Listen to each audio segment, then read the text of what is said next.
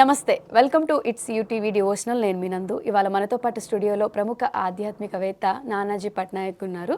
మరి గురువు గారితో మాట్లాడి ఆగస్టు మాసంలో ఏ ఏ రాశుల వాళ్ళకి ఎలా ఉంటుంది, ఎటువంటి రెమెడీస్ చేసుకోవాలనేది అడిగి తెలుసుకుందాం. నమస్తే గురూజీ. శ్రీమాత్రే నమః. మిథున రాశి వారికి ఆగస్టు మాసంలో ఏ విధంగా ఉండబోతుంది? మిథునం వారి కనుక చూసుకుంటే 2 శుభగ్రహాలు రాశిలో ఉన్నాయి. సో ఇది చాలా మట్టుకు ఏంటంటే హ్యాపీనెస్ని ఇస్తుంది.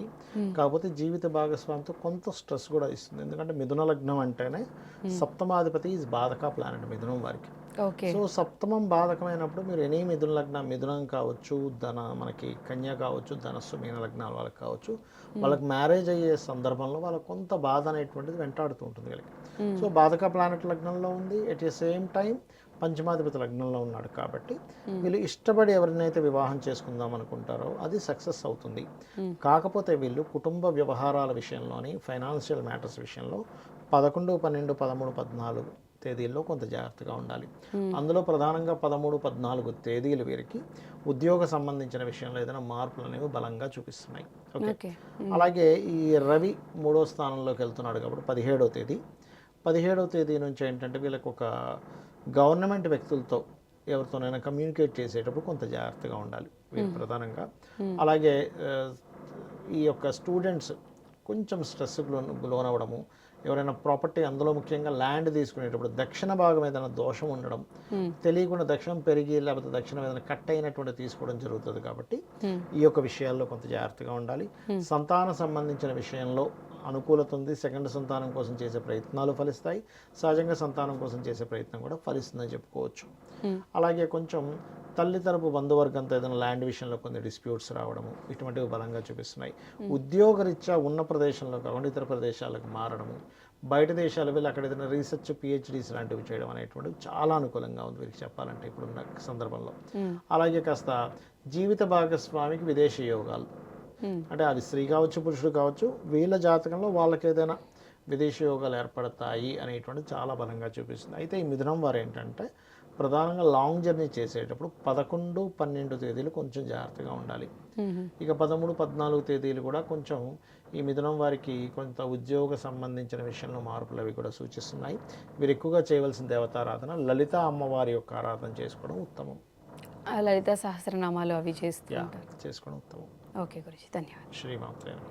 గురుగారు, ఓవరాల్గా అన్ని రాశుల వాళ్ళకి ఏదైనా ఈక్వల్ రెమెడీస్ చేసుకునేది ఏమైనా చెప్పగలరా? చెప్తానమ్మా. ఇంకోటి ఏంటంటే రెమెడియల్ చేసేటప్పుడు కూడా చాలా మందికి ఫలితాలు రావు. దానికి కూడా కారణం ఏంటో చెప్పి నేను మీకు చెప్తాను.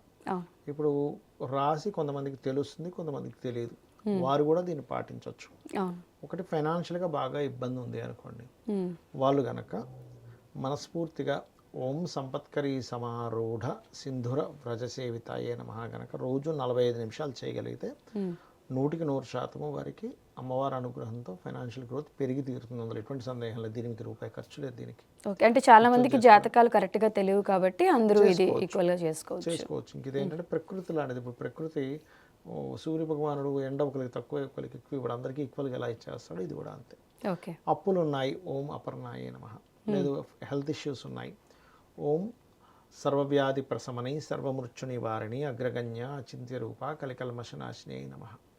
ఇలా చేసుకోవచ్చు. అయితే ఇక్కడ ఏంటంటే ఫస్ట్ ఆఫ్ ఆల్ మిస్టేక్ ఎక్కడ జరుగుతుంది, ఎందుకు పూర్తి స్థాయిలో రావు కొంతమందికి అంటే అనుమానంతో మొదలు పెడతారు. ఈ నామం చేసుకుంటే అవుతుందా? ఇక్కడ ఏంటంటే దేవత మంత్రాధీనం, మంత్ర ఆధీనంలో దేవత ఉంటుంది. కాబట్టి మనం మంత్రాన్ని కనుక చేస్తూ ఉంటే దేవతా దర్శనం జరుగుతుంది, దేవతా సంబంధించింది వస్తుంది. ఇక్కడ చాలామందికి సందేహం ఏంటంటే, సరే మంత్రం చేసుకుంటే దేవత వస్తుంది, నన్ను ఎందుకు ఉద్ధరించాలనిపిస్తూ ఉంటుంది. మీరు కనుక మహాభారతం చూసుకుంటే మహాభారతంలో ఒక మంత్రం చదువుతుంది కుంతీదేవి. సూర్యభగవానుడు ప్రత్యక్షం అవుతాడు. ప్రత్యక్షమై నేను ప్రత్యక్షమయ్యాను కదా, నీకు పిల్లల్ని ఇవ్వాలి, నా పని అది. అంటే దేవత ఇదేంటంటే తన యొక్క ఏదైతే తను ఇవ్వాలనుకుంటుందో తను ప్రత్యక్షమైతే ఇచ్చేస్తుంది. మంత్రం సిద్ధిస్తే కూడా అంతే. ఇంకోటి లలితా సహస్రనామాలు ఇప్పుడు నేను ఏమైతే చెప్పానో ఇవన్నీ కూడా అపౌరుషములు అంటారు. అంటే ఎవరో రాసినవి కావు ఇవి. అమ్మవారిలో నుంచి 8 కిరణాలు బయటకు వచ్చి ఆ 8 కిరణాలు వసిన్యాది వాగ్దేవతలుగా ఆ యొక్క నిండు సభలో చెప్పడం జరిగింది. అంటే అమ్మవారి నుంచి వచ్చినవి ఏమవుతాయి, వేదమంత్రం కిందకే వస్తుంది కదా. కాబట్టి ఇవి వేద మంత్రంతో సమానం. అందుకే లలిత సహస్ర రహస్య నామాలు అంటారు. అంటే రహస్యం అంటే ఇది ఎవరికి కనబడకుండా చదవమని కాదు, ఇందులో ఇంత నిగూఢమైన రహస్యం ఉంది, ఇంత శక్తి దాగుంది అని చెప్పడం అనమాట. సో ఆ రకంగా అయితే ఇక్కడ మనం ఇది చేసేటప్పుడు ఎక్కడా కూడా ఏమో చేస్తున్నాను కానీ నిజంగా అవుతుందో లేదో అనే సంశయం ఉందా, అది కూడా మంత్రంలా పనిచేస్తుంది. ఎందుకంటే మీరు మనసులో ఏదైతే అనుకుంటారో మననాత్రాయతే ఇది మంత్ర, అంటే మీరు మనసులో ఎప్పుడైతే మాటిమాటికి అనుకుంటారో అదే మంత్రం. అందుకే నేను చాలా మందికి ఏం చెప్తానంటే ఇది జరగదేమో, నేను ఈ ఉద్యోగంకి వెళ్తున్నా అవుతుందో అవ్వదో, ఈ ఇంటర్వ్యూకి వెళ్తున్నా అవ్వదేమో అది మంత్రంగా పనిచేస్తుంది. అంటే నెగిటివ్ మాట్లాడకూడదు, మనసులో అనుకోకూడదు కూడా. మాట్లాడడం ఒకటే కాదు, మనసులో మీరు ఎక్కువగా అనుకుంటున్నా కూడా అది జరుగుతుంది. మననాత్రాయితే ఇది మంత్ర కదా. ఇప్పుడు చేశారు, గుడికి వెళ్ళారు, పూజ చేసుకున్నారు, ఇంట్లో పూజ, బయటకు వచ్చారు, ఏమో చేస్తున్నాను కానీ అవుతుందో లేదో మనసు తిప్పుకుంటూ ఉన్నాడు, ఏమవుద్ది, అవ్వాల్సింది కూడా మీరు ఇంతసేపు చేసిన పూజ కూడా వేస్ట్ అయిపోతుంది. ఓకే, సో ఎప్పుడు పాజిటివ్ మాట్లాడుతూ ఉండాలి, పాజిటివ్ ఉండాలి. ఒకటేనండి ఇక్కడ ఏంటంటే మనం ఏది చేస్తామో అది జరుగుతుంది, ఇది క్లియర్. ఓకే, అయితే కొంతమంది అనొచ్చు ఏమంటే నేను అనుకోలేదు కానీ జరిగిందండి. కొంతమంది ఏమనుకుంటారంటే అమ్మో ఇలా జరగకూడదు అనుకుంటుంటారు, అంటే భయంతో. అది కూడా నెగిటివే. అమ్మో పడిపోతామేమో, అమ్మో పడకూడదు అంటే ఏమైంది అక్కడ, పడిపోతామేమో పడకూడదు. కాబట్టి ఏమవుతుందంటే ఒక వ్యక్తికి ఏదైతే మనిషి అనుకుంటుంటాడో మనసులో బలంగా అది ఖచ్చితంగా తీరుతుందండి. ఖచ్చితంగా తీరుతుంది, ఎటువంటి సందేహం లేదు. 100% అది అయి తీరుతుంది. కాబట్టి మంత్రాన్ని భగవత్ స్వరూపంగా భావిస్తూ ఎవరైతే చేస్తారో, ఇప్పుడు గోసేవ సంబంధించిన రెమెడీస్ కొన్ని ఉంటాయి. అంటే ఎలా అంటే గోవులకి ఆదివారం నాడు గోధుమ రవ్వ తినిపించారు, అందులో ముఖ్యంగా దేశీవాలి గోవుకి తినిపిస్తే ప్రమోషన్స్ రావట్లేదన్నా, అపకీర్తి పెరుగుతుందన్న, పేరు ప్రఖ్యాతాలు రావాలన్నా అది బ్రహ్మాండంగా పనిచేస్తుంది. కాకపోతే గోవుకు తినిపిస్తూ మీరేం చేయాలి, ఓం భానుమండల మధ్యస్థ భైరవి భగవాన్ని నమః అని అనుకుంటూ ఉండాలి. అదేవిధంగా మనకి మనసు బాగాలేదు, గోవులకి ముల్లంగి తినిపించడం లేదా శివాభిషేకం చేసుకోవడం చేస్తూ ఓం మనస్విని నమః. ఓకే, లేదు పనులు ముందు కదలట్లేదు, ఓం అష్టమి చంద్ర విభ్రాజ అలికస్థల శోభితాయే నమః, సోమవారం నాడు చేయొచ్చు.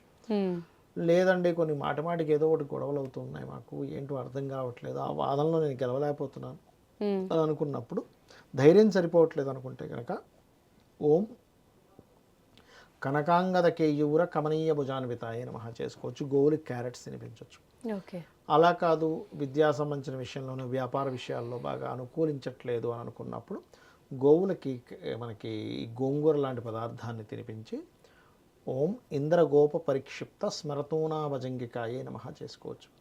లేదు కొంతమందికి దేవతా అనుగ్రహం లేదు, కొంతమంది దేవతా శాపాలు ఉంటాయి కొన్ని జాతకాలు, అంటే గురువు పాడైపోతాడు. గురువు పాడైనప్పుడు ఏమవుతుందంటే గురుశాపము దేవతా శాపం రెండూ వస్తుంటుంది.